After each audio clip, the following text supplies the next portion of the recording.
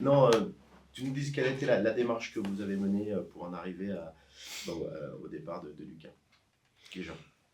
La démarche, elle est que, voilà, malheureusement, personne ne peut l'éluder, il y a une crise de résultats, voilà, qui dure maintenant depuis plusieurs semaines, voire mois, puisque sur les 4 derniers mois, on a gagné un match qui est le match contre Le Havre. On a effectivement eu le bonheur de passer contre Monaco, mais je répète, le match, on ne l'a pas gagné. On est passé au tir au but. On a eu ce nul au parc. Voilà. Je pense que c'était des résultats un peu contextuels, mais dans les faits, on n'a pas été capable de battre des équipes à domicile comme Le Havre ou Nantes, alors qu'on les avait battus sur la deuxième partie de saison. Donc je pense que voilà, le fait de malheureusement pas arriver à battre des équipes qui étaient derrière toi, comme Le Havre, Nantes, Saint-Etienne, ben forcément, c'est alarmant et il fallait que on change des choses. Et dans ces cas-là, voilà, vous savez que malheureusement, ben, le premier fusible, c'est l'entraîneur.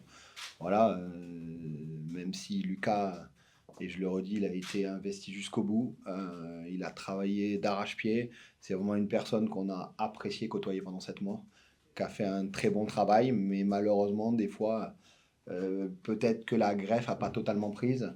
Peut-être aussi qu'il y a eu un petit peu de malchance. Des fois, on dit que l'entraîneur a besoin d'un peu de réussite, d'un peu de chance. On en a souvent parlé avec Didier Deschamps. Je pense qu'aussi à travers des blessures, à travers des scénarios de match, il en a manqué un peu. Et malheureusement, il a fallu qu'on prenne des décisions et qu'on fasse un électrochoc. Justement, c'est une recherche d'électrochoc ou alors vous avez établi un degré de responsabilité le concernant?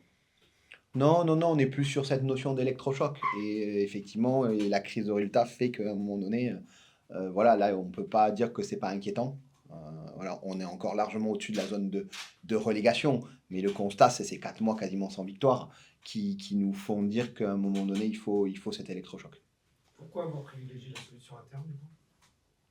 Parce que moi, je pars toujours du principe, que ce soit pour les joueurs, mais pour aussi plein de choses dans la vie, que c'est pas forcément mieux ailleurs ou mieux à l'extérieur. Donc voilà, je crois beaucoup en ce qu'on fait dans le club. C'est pas parce qu'on traverse une petite crise de résultats et que tout doit être mis en cause de ce qui est fait depuis des années. Euh, je crois beaucoup en nos staffs parce que voilà, on a mis du temps à se structurer au club, que ce soit sur l'académie, que ce soit sur la Pro 2, que ce soit sur le groupe professionnel, à tous les niveaux. Et je crois beaucoup dans les gens qui travaillent dans le projet depuis des années. Et tout n'est pas à brûler parce qu'on traverse quelques semaines un peu plus compliquées. Tu disais il y a un petit matelas, il fait des pas énormes, il y a 4 points sur le barragiste, un peu plus derrière. Vous êtes inquiet par rapport au maintien? Vous restez dans vos objectifs annoncés en début de saison, sur la 10e, 12e place, ou alors il y a une situation qui demande à être inquiet? Inquiet, je sais pas, mais que tout le monde ait une prise de conscience, je pense qu'elle est collective, la prise de conscience. On a parlé aux joueurs hier, je pense qu'ils ont conscience de ça. Je parle sous le contrôle de Samba, on était ensemble. Je pense que le staff, voilà, est très lucide aussi sur les choses. Je pense que l'objectif 1, là, effectivement, c'est de gratter les quelques victoires qui vont te permettre de te maintenir, réenclencher, on l'espère, une dynamique qui permette après d'être un petit peu plus conforme aux objectifs du club. Et puis, si on a le bonheur de faire le job en coupe jeudi, ce sera un match très compliqué, on le sait, mais voilà, de s'offrir voilà, des émotions et un rayon de soleil dans la saison à travers la coupe. Vous assumez aussi de devoir payer une amende par rapport au diplôme du coach? On a toujours assumé ces choses-là. C'est un sujet que vous m'avez posé l'année dernière avec Will Steele. Oui, à partir du moment où on est convaincu des hommes qu'on met en place, oui, on assumera financièrement ce qui doit être fait. Est-ce que du coup le staff va rester comme il est actuellement ou est-ce qu'il va y avoir un renfort? Est-ce que voilà, on a cru comprendre que Cédric Forêt parlait de proposer ses services? Non, moi je l'ai dit tout à l'heure, j'ai anticipé un peu la question. Moi, on est très content des personnes qui travaillent au sein du club. On est très content du staff tel qu'il est constitué. Et là aussi, je parle sous le contrôle de Samba, qui est vraiment heureux de travailler avec ces personnes-là. Et aujourd'hui, encore une fois, c'est pas parce qu'on traverse une petite crise de résultats que tout est à brûler. On a fait avec ces personnes-là la saison dernière 9e, on a fait beaucoup de belles choses ensemble et je suis persuadé que que ces personnes-là sont encore les bonnes personnes pour au quotidien animer les séances et être aux côtés de Samba. Est-ce que tu as un message notamment aussi à faire passer aux supporters qui sont eux aussi inquiets de la situation? moi, le message, c'est voilà, de dire qu'on n'a pas un voile devant les yeux sur le fait qu'on a, encore une fois, traversé cette crise de résultats, qu'on prend des mesures. On a aussi fait arriver des garçons sur le mercato. Là, encore une fois, on crée cet électrochoc. Je pense que cette équipe, elle a quand même beaucoup de qualité et qu'elle va avoir un rendu plus conforme dans les semaines à venir à la qualité du groupe et des joueurs individuellement. Tu parles du mercato, il est conforme à ce que vous espériez? Ça s'est joué dans les dernières minutes sur pas mal de dossiers, visiblement. Ouais. C'est- Alors conforme, c'est un peu dur à dire parce qu'en fait, vous savez comme moi que des ventes déclenchent des achats. Donc, et que dans un mercato, vous maîtrisez pas les timings ni savoir si vous allez être attaqué sur certains joueurs ou pas. Mais au final, il finit pour nous très bien dans le sens où, voilà, évidemment, perdre Marshall Munetsi, c'est une perte importante. C'est aussi avant tout une perte importante humainement et dans le vestiaire. On était très attachés à ce garçon. 7 ans au club, des valeurs humaines exceptionnelles. Voilà, un garçon qui, j'ai envie de dire, à chaque match qu'il a joué pour le Stade de Reims, a tout donné. Alors, vous voyez à travers ses statistiques, hein. C'est un des garçons qui parcourt le plus de kilomètres en Ligue 1. Mais ce que j'ai dit hier au vestiaire, Marshall est venu me dire au revoir. Tu peux pas, dans ton ADN de club et dans ton projet club, priver un garçon de 29 ans du rêve de sa vie qui est de jouer en première ligue, de quelque chose d'extraordinaire. Si on lui avait demandé de rester, je pense qu'in fine, il l'aurait fait, mais avec cette frustration et ces regrets tout au long de sa vie, de se dire qu'il a loupé son rêve, en fait. Donc on ne pouvait pas, par rapport à tout ce qu'il a fait, ne pas le laisser partir en Angleterre. Et derrière, comme la direction sportive travaille bien et travaille beaucoup de dossiers en amont, le job, c'est de travailler les dossiers, même si en fait, des fois, ils ne sont pas réalisables ou on ne peut pas les faire. Et en fait, le fait d'avoir eu tous les accords très vite, parce que les agents connaissaient nos projets, parce que les joueurs connaissaient nos projets, on a pu faire nos deux priorités, parce que c'était réellement nos deux priorités, que sont Maury et Jordi. Voilà. Et Jordi, ça fait 1 an qu'on parle avec lui, qu'on lui dit, qu'on lui murmure à l'oreille que peut-être qu'à un moment donné, un retour au club, ça serait chouette. Et voilà, encore une fois, ça ne se fait pas en une journée de convaincre Jordi de revenir au Stade de Reims. C'est une longue histoire d'amour et c'est une relation et des contacts qui n'ont jamais cessé. Parlons un peu de votre joueur, donc Maurice Banet, sur son profil. Est-ce que c'est un style de joueur comme Marshall? Oui, c'est un profil comme Marshall et ce qu'on apprécie également sur Maury, c'est que c'est un garçon qui peut aussi être très performant en défense centrale. Et aujourd'hui, on sait qu'au milieu, même avec la paire de Marshall, on est fourni, on a des bons joueurs. On a aussi des garçons qui vont revenir de blessures. Donc voilà, ça offre des solutions au staff. Après, ça sera à eux de voir s'ils souhaitent l'utiliser derrière ou au milieu. Mais en tout cas, l'idée, c'était de pouvoir se réoffrir des solutions. Et on pense que c'est des garçons qui réussissent au Stade de Reims, et par le profil humain, et par le profil technique, et par le fait qu'on marque vraiment une progression dans sa carrière. On a vu que ce type de profil de joueur, ce type d'histoire en général, réussissait ici, et j'ai pas de doute que Maury va réussir. Et sur Jordan, c'est un retour, vous le connaissez bien, il a tout réussi ici. Il peut jouer avant-centre. Vous aviez vraiment besoin de ce. Il peut plus que jouer avant-centre, c'est un avant-centre. C'est un avant-centre. On m'a parlé d'avant-centre de buteur, pour le coup, Jordi, c'est vraiment un avant-centre et un buteur. On le connaît parfaitement ici, mais depuis quelques années, Jordi, il a pris, depuis qu'il a quitté le Stade de Reims, une énorme dimension. Il s'est aussi affirmé en tant que et c'est un garçon qui a côtoyé des gros clubs, qui a marqué des buts, et qui aujourd'hui, je suis certain, et on est certain, que la connexion avec Junya Ito et Keito peut être vraiment quelque chose qui nous permette de marquer des buts. Quand vous vous êtes exprimé devant le groupe, est-ce que vous avez demandé de la cohésion? Parce qu'on a vu quelques tensions entre joueurs. Non, mais ça arrive dans toute période un peu tendue, mais sincèrement, et c'est pas de la langue de bois. Je pense que la force qu'il y a dans le club, c'est que ce soit sur et en dehors de terrain, que ce soit les joueurs, que ce soit le staff, que ce soit la direction. Honnêtement, on parle de notion de famille, mais enfin, vous venez souvent au centre d'entraînement, vous voyez comment on est, il n'y a pas de tension, il y a de la cohésion. Ça arrive une petite brouillante de joueurs, mais ils sont à côté dans le vestiaire professionnel, au centre de vie, si vous parlez de Valentin et de Cédric, et je peux vous assurer qu'il n'y a absolument aucun problème et que les joueurs entre eux sont très unis et très soudés. Non, non. Sur ça, il n'y a même pas de doute à avoir. J'ai connu malheureusement des périodes, que ce soit à Reims ou ailleurs, où les vestiaires n'étaient pas unis, n'étaient pas soudés, où on n'avait pas des bonnes personnes et on avait des leaders négatifs. Mais je peux vous dire qu'aujourd'hui, on n'a que des leaders positifs et vraiment un groupe de bonnes personnes. Qu'est-ce qui est convenu avec Samba, c'est d'aller jusqu'à la fin de la saison et de faire un point après? Ce qui est convenu, c'est qu'on va déjà se tourner vers le match de Bourgoin, le match de Lyon. On va prendre, c'est vraiment la phrase bateau, mais les choses les unes après les autres. Et puis après, l'avenir nous dira où on va. Hein. On va pas insulter l'avenir, on va voir. Samba, est-ce qu'on peut peut-être commencer par faire un point sur le groupe, les joueurs à disposition et les absents? On va plutôt parler des absents, du coup, parce que les joueurs à disposition, il y en a de nombreux.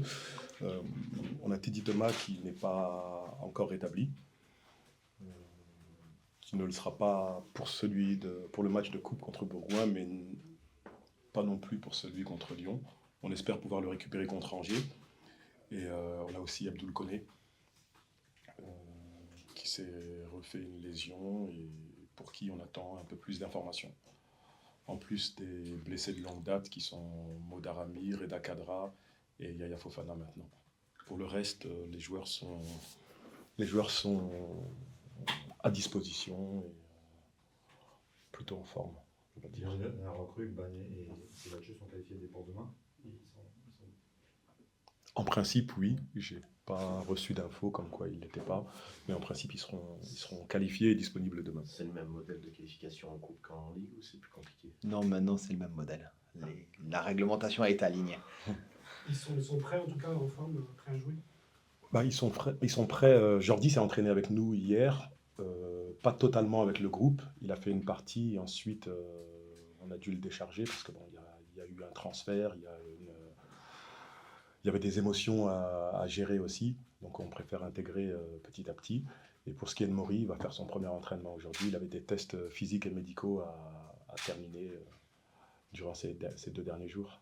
Je voulais juste préciser quelque chose, parce que souvent le mercato d'hiver, on peut dire c'est un mercato d'urgence, c'est un mercato. Et l'expérience a montré que recruter des joueurs qui ne jouent pas dans des clubs au mois de janvier, ça ne marche pas. Parce que ça peut marcher, mais ça marchera souvent pour la saison prochaine ou sur la fin de saison, parce que le joueur il arrive, il a malheureusement pas joué, il se blesse, on est en plein hiver. La feuille de route aussi, et c'est pour ça que c'était nos priorités, c'est des joueurs qui jouent. Et Maury a fait 2 matchs la semaine dernière, Jordi a joué les 3 derniers matchs, a joué 140 minutes. Donc voilà, ce sont des joueurs en forme et qui jouent.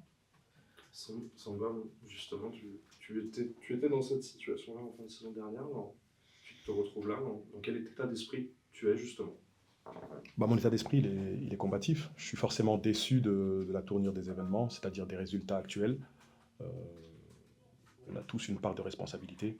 Malheureusement, dans ces cas-là, c'est Lucas qui tranche, c'est l'entraîneur. Mais c'est le message qu'on a fait passer aux joueurs hier. C'est pas parce que c'est lui qui paye qu'il est l'unique responsable. Au niveau du staff, on a une responsabilité aussi. On aurait dû trouver des solutions pour gagner des matchs. Et au niveau des joueurs qui sont les acteurs, c'est aussi le cas. Ils n'ont pas fait assez. Ils sont payés pour gagner des matchs, pas juste pour être présents et rentrer sur le terrain. Ils doivent donner le maximum et ils doivent faire des résultats. Et il va vite falloir qu'on se rende compte que la situation n'est pas dramatique, mais qu'il va falloir rétablir une situation plus conforme à ce qu'on attend du Stade de Reims. Est-ce que tu attends justement une réaction dans le contexte qui va se présenter jeudi? Une pelouse qu'on n'annonce pas extraordinaire, un adversaire qui va évidemment vouloir jouer la surprise. Est-ce qu'il ne faut pas faire encore plus de force de caractère pour affronter ce genre de match? Bah pour moi, il va falloir faire plus que ce qu'on doit mettre comme ingrédient pour gagner un match de Ligue 1. Parce que la coupe, c'est particulier. On a affaire à une équipe qui vient d'éliminer l'Olympique Lyonnais, donc ce n'est pas rien, qui va être ultra motivée, qui a passé les 10 derniers jours à ne préparer que ce match, et surtout une équipe de qualité. Ils ne sont pas là par hasard, on a étudié leur façon de jouer, de procéder, et on sait que ça va être un match très difficile, surtout si on n'est pas au niveau, à notre niveau. Et ces derniers temps, on n'a pas été assez souvent. Donc, Est-ce que Samba, tu as senti les joueurs impactés? Est-ce que finalement le travail est plus mental que autre chose, selon toi? pour moi, le travail, il est global. Forcément, ils sont impactés euh, parce que ça fait plaisir à personne qui ait ce genre de changement. D'autant que ça les fait sortir de leur zone de confort. Euh, mais ils se doivent de réagir. Euh, et c'est le focus sur le match de Bourgoin, uniquement sur le match de Bourgoin, parce qu'on ne peut pas regarder plus loin dans notre situation. Même dans la préparation pour la gestion des joueurs, parce que vous allez jouer moins de 72 heures après à Lyon. Non, c'est ce match en priorité. C'est ce match. On ne peut pas se permettre de calculer. On sait qu'on a un adversaire qui est redoutable. Je pense que la différence de niveau entre la Ligue 1 et la Nationale 3, elle sera réduite pour ce genre de match. Ils seront devant leurs supporters, ils seront galvanisés. Et on a affaire à des joueurs qui, pour certains, ont connu le milieu pro, pour de nombreux parmi eux ont été dans des centres de formation et sont peut-être revanchards. C'est l'occasion pour eux de se montrer, de refaire parler d'eux. Donc on ne doit pas s'attendre à avoir une équipe qui ne va pas nous poser de problème. Ils vont nous poser des problèmes quoi qu'il se passe. Est-ce que l'idée de ce match, c'est qu'il soit fondateur pour la suite, que ça pose des bases pour la suite? C'est ça le fil conducteur? L'idée, c'est de se qualifier. Match de coupe, on sait que c'est coup près.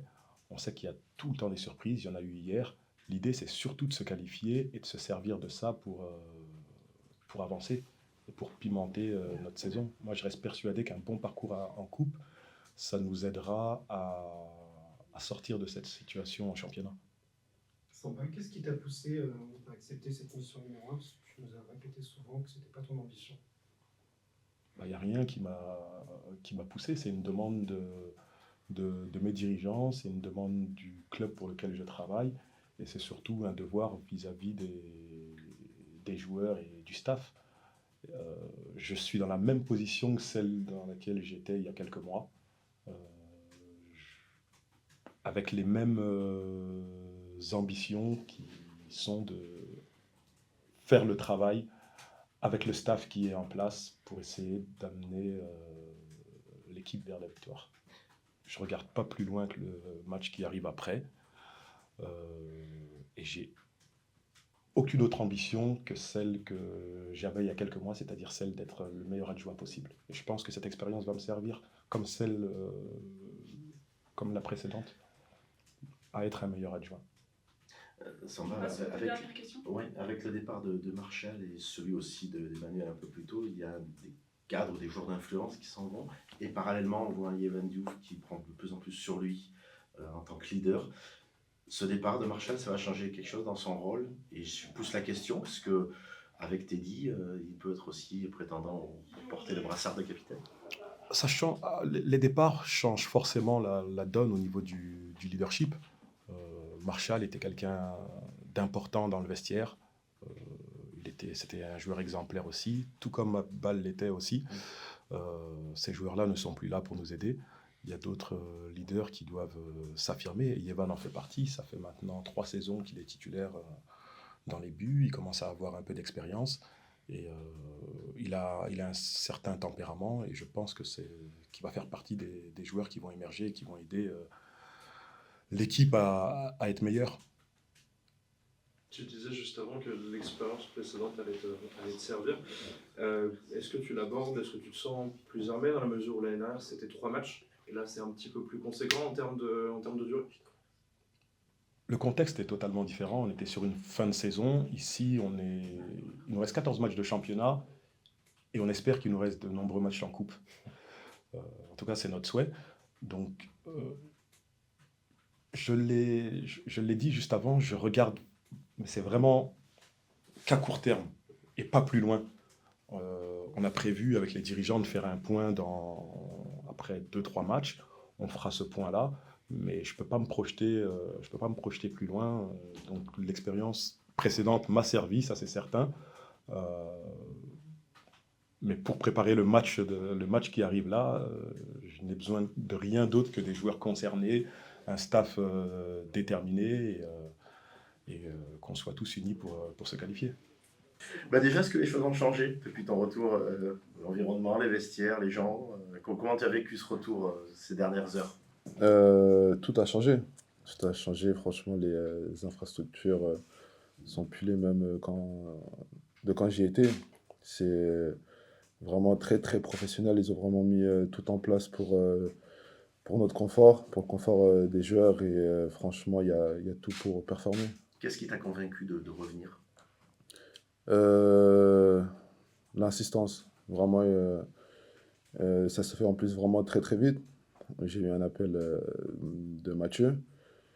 Et en 10 minutes, je lui ai dit que c'est bon. Franchement, avec ce qu'il m'a dit, l'insistance, et puis aussi pour moi, le fait de pouvoir jouer, rentrer chez moi, et j'ai tout de suite accepté. Raconte-nous un petit peu les sensations quand tu es rentré dans le centre une nouvelle fois, quand tu as revu les bâtiments, quand tu as revu les terrains, quand tu as revu un petit peu le cadre ici, comment tu t'es senti, l'impression, comme tu dis, de revenir à la maison? Bah, c'est ça, revenir à la maison. Après, on va dire que revenir dans une maison qui a bien changé, quoi. Mais après, à part ça, c'était juste très content et pressé de pouvoir rejouer dans ce stade, pressé de pouvoir rencontrer mes coéquipiers. Donc c'était juste beaucoup d'excitation. Comment tu vis les attentes aussi que ça génère, en plus le fait de revenir, donc les gens te connaissent ici? Après, je suis pas trop quelqu'un qui me met la pression par rapport à ça. Je sais que en partant d'ici, j'ai quand même laissé une bonne image. Et je sais que les fans ont envie de revoir ça. Je sais qu'on est dans une situation un peu compliquée. Donc vraiment, j'espère que voilà, les prochains matchs qui vont arriver, que cette spirale négative tourne vraiment assez rapidement. Et vraiment, si je peux y contribuer dès les premiers matchs, je serai vraiment très content. Est-ce que tu as senti justement des coéquipiers un peu marqués par la crise de résultats actuels? Franchement, je vais dire que non. Si je dois avoir sur le visage, franchement, je suis rentré dans un groupe qui a toujours le sourire quand même, qui a envie de travailler. Ça s'est vu même hier, pendant ses entraînements, voilà, qui a envie de faire changer les choses. Donc maintenant, c'est un peu comme ça dans le football. Des fois, on rentre dans une spirale un peu négative et on essaye de tout mettre en place pour changer. Ça marche pas trop. Donc, le plus important, c'est de continuer de bien travailler, continuer d'être focus et vraiment que tout le monde tire dans le même sens. Tu dis qu'ici ça n'a pas beaucoup changé, mais toi personnellement, en quoi le Jordi qui est parti de Reims en 2018 et celui d'aujourd'hui est différent? Euh, Tout simplement, le Jordi qui est parti de Reims en 2018, c'était le Jordi qui avait fait toute sa formation à Reims. C'était, on va dire, le petit, le jeune, celui qui avait besoin de prendre l'expérience, celui qui comptait beaucoup, on va dire, sur les anciens pour le porter, pour l'accompagner. Et je pense qu'aujourd'hui, maintenant, ça va être mon rôle maintenant de porter les jeunes maintenant qui sont là, qui sont derrière moi, de les accompagner comme on m'a accompagné, euh, d'être devant, quoi. D'être devant, d'être d'être le premier mur, quoi. De les protéger et puis voilà, de performer. Ils ont beaucoup insisté là-dessus, les dirigeants, justement, sur ce côté leader. Donc, ils ont besoin de donner à la fois la fraîcheur dans un groupe qui souffre. Et ce côté leader-là, ils ont insisté là-dessus. Ouais, ils ont insisté sur là-dessus. Ils ont dit voilà que aujourd'hui je reviens, je suis arrivé ici, enfin, ici j'avais 6 ans, je suis parti à 21 ans. Je reviens, j'en ai 28. J'ai fait un peu le tour. Donc ils ont vraiment insisté sur ce côté-là, leader, sur les matchs que j'ai pu faire, que ce soit européens ou internationaux. Et comme voilà, Mathieu m'a dit, je connais bien l'ADN du club. Et certes, c'est vrai qu'il y a de plus en plus de nouveaux joueurs. Et vraiment de retransmettre ça aux joueurs, cet ADN du club, cet esprit vraiment combatif. Ce truc premier qui, voilà, qui est à partir du Stade de Reims, c'est vraiment quand on joue contre le Stade de Reims, c'est vraiment quelque chose, un match qu'on n'a pas envie de jouer. Et j'espère apporter ça durant cette saison. Commencer par un match de coupe, a priori c'était qualifié, mais normalement non. C'est un contexte un peu spécial quand même. Ouais, c'est sûr, on va jouer contre une équipe qui a sorti quand même de grosses équipes le tour précédent. On l'a encore vu hier, là, Dunkerque, qui a sorti Lille. Donc, ça va pas être un match facile. Je l'ai déjà vécu quand j'étais à Reims. C'était fait aussi sortir par une équipe qui était inférieure à nous. Donc voilà, dans ce genre de match, il faut vraiment être à 100, 110%, 150% parce que l'équipe qui sera en face de nous, bah, ils vont pas nous faire de cadeaux. Ils ont aussi envie de se qualifier. Et ce n'est pas parce que voilà, qu'on est en Ligue 1 qu'on devrait faire un peu moins parce que dans ce genre de match, comme on a pu le voir précédemment, on peut passer à la trappe. Donc à nous d'être focus, de faire ce qu'on sait faire, même plus, même plus, et vraiment apporter cette qualification. La coupe, ça peut être aussi un objectif et quelque chose qui crée quelque chose. Tu l'as gagné avec Rennes en 2019, hein, c'est ça? Je crois bien. C'était 2019, ouais, la première année. Ça avait amené quelque chose et ça crée quelque chose aussi en marge du championnat. Ouais, c'est sûr qu'avec Rennes, cette coupe qu'on a gagnée face au PSG, ça a ramené déjà des souvenirs. Ça rapproche, ça crée des liens. Ça permet d'unir un groupe aussi. Parce que je me souviens, durant cette période, on était vraiment, vraiment tous ensemble et vraiment, on avait à cœur vraiment de remporter cette coupe.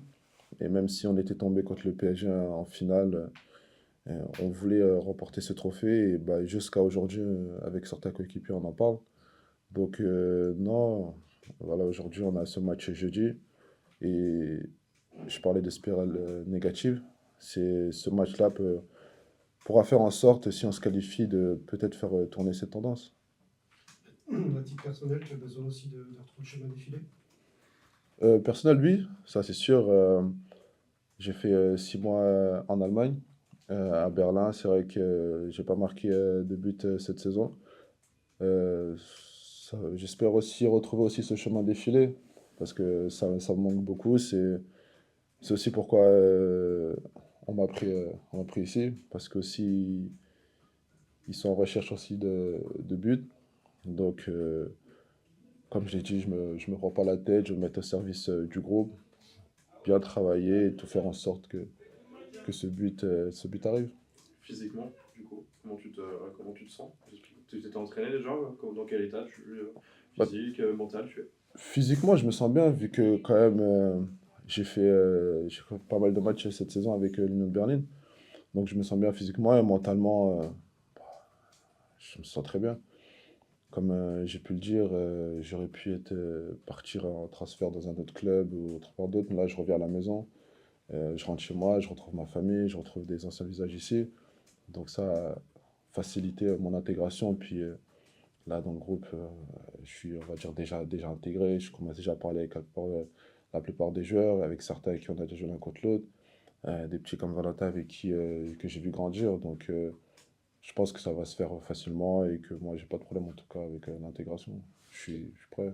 Tu as eu l'occasion aussi, j'imagine, d'aller voir les gens à la formation, peut-être Franck Chalençon, avec qui tu as vu ce titre de champion de France, d'autres éducateurs.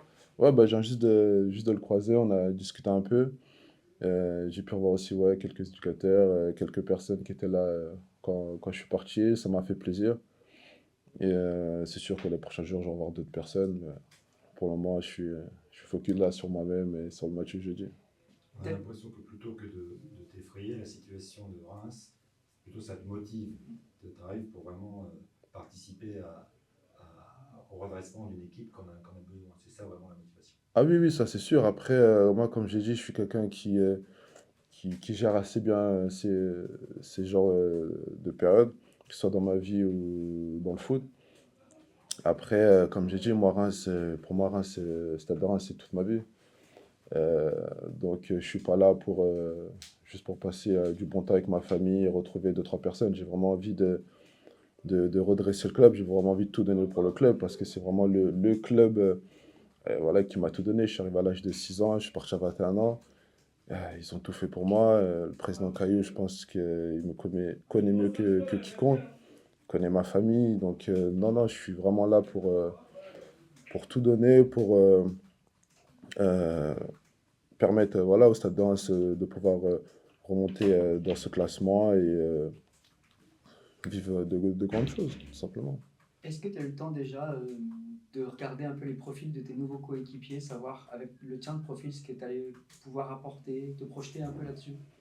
Le temps, oui et non. Le temps, c'est juste que je regardais des matchs quand j'étais dans les autres clubs où j'étais. Donc, on va dire que les profils, c'est comme ça que je les ai un peu vus. Après, je sais que avec les matchs que j'ai pu voir, il y a quand même beaucoup de. Par rapport à mon jeu, beaucoup de ballons qui arrivent quand même dans la surface. Par rapport à quand j'étais à Reims, c'est quand même un peu plus offensif. C'est quand même un peu plus offensif parce que je sais quand j'avais commencé en Ligue 1, c'était un peu plus sur la défensive. Là, c'est quand même un peu plus offensif, c'est un peu plus porté vers l'avant, beaucoup de ballons à porter comme dans la surface. Donc, pour moi, c'est vraiment que du plus et j'espère être là pour finir toutes ces actions. Est-ce que tu l'avais imaginé, est-ce que tu l'avais imaginé ce retour un jour au stade de Reims, ou c'est vraiment les circonstances? Ouais, moi, je l'avais déjà imaginé. J'en ai déjà parlé avec mes frères d'un retour à Reims. Quand, je ne savais pas. Mais j'avais toujours voulu revenir au stade de Reims et pouvoir jouer encore quelques matchs auprès de ma famille, dans ce stade, auprès des gens que je connais ici, de mes amis, et toutes ces personnes. Quand on a été formé comme toi ici, qu'on a eu ce titre de champion de France U19, quand on a gravi les échelons, la montée en Ligue 1, même si on est parti un certain nombre d'années, est-ce qu'on reste profondément attaché à son club-là? Est-ce qu'on est en quelque sorte resté indéfiniment un supporter du Stade de Reims? Oui, ouais, ça c'est sûr, certain. Et en plus, moi, au-delà même de la formation, moi j'ai grandi à Reims. J'ai grandi à Reims, j'ai tout à Reims. Ma mère a quand même refusé de me suivre, qui a voulu rester à Reims parce que c'est sa ville. Donc, non, pour moi, Reims, ça représente tout.